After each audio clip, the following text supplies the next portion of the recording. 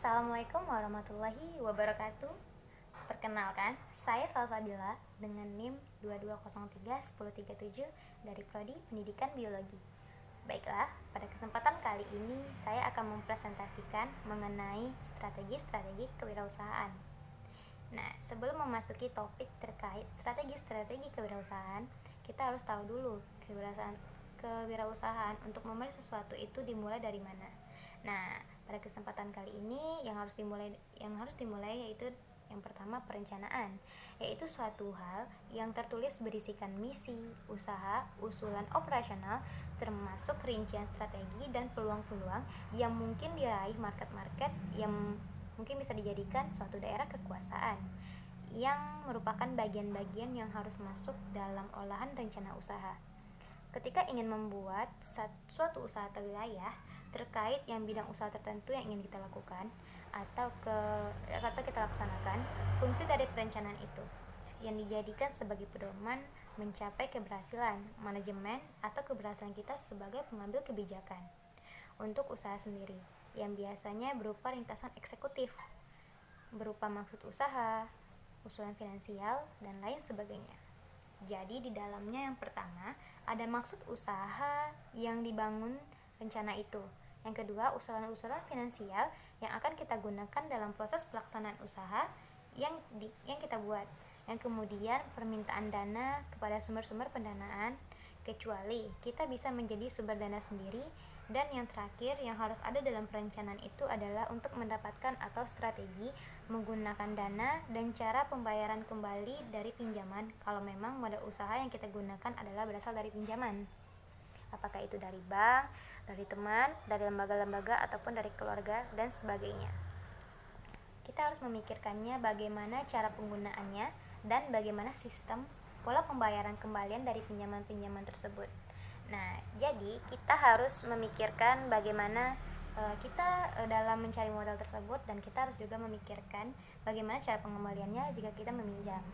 Nah, selanjutnya adalah ketika kita memang menginginkan untuk mengusahakan atau berencana ingin membuat suatu usaha sendiri, pada akhirnya menurut kita untuk lebih banyak berkreasi, berpikir, berimajinasi, menciptakan hal-hal yang baru untuk menentukan setiap titik atau menjadi sentral dari harapan keinginan sesuai apa yang kita pikirkan.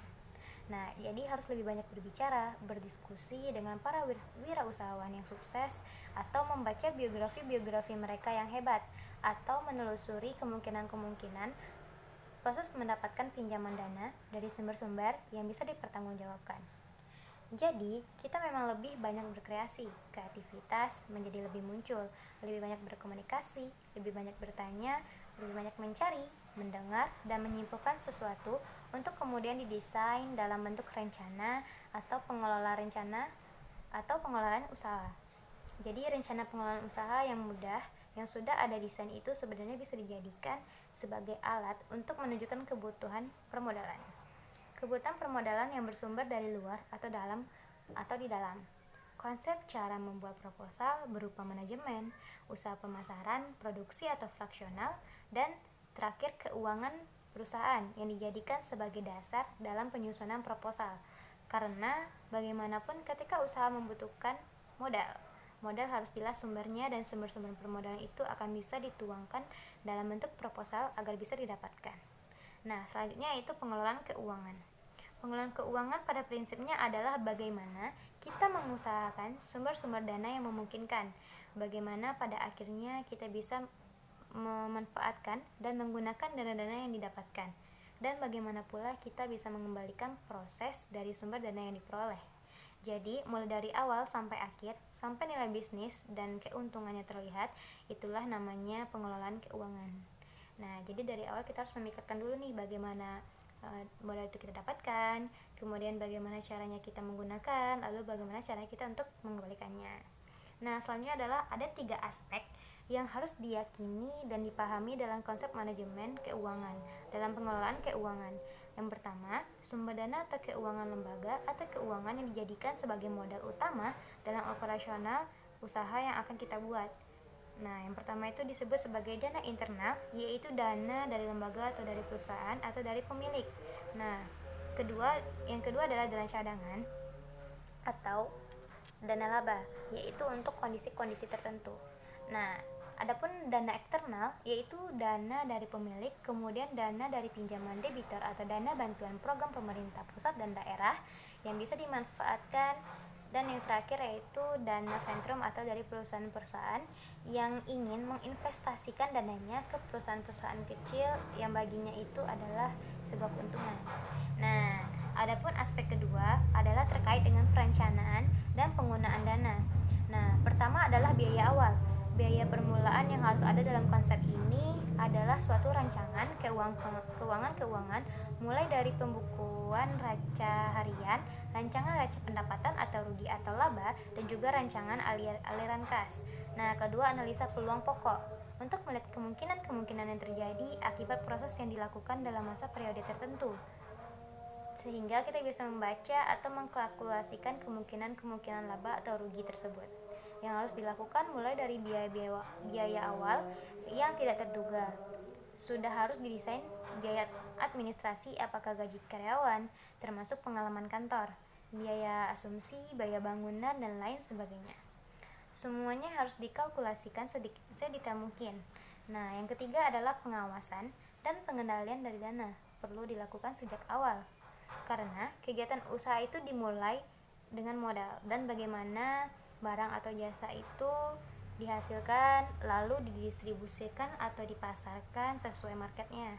Nah, yang harus jadi pertimbangan dan dipikirkan jika ingin memulai usaha yaitu persoalan terkait dengan pemasaran. Sudah mulai membaca dan melihat bagaimana teknik pemasaran yang jelas.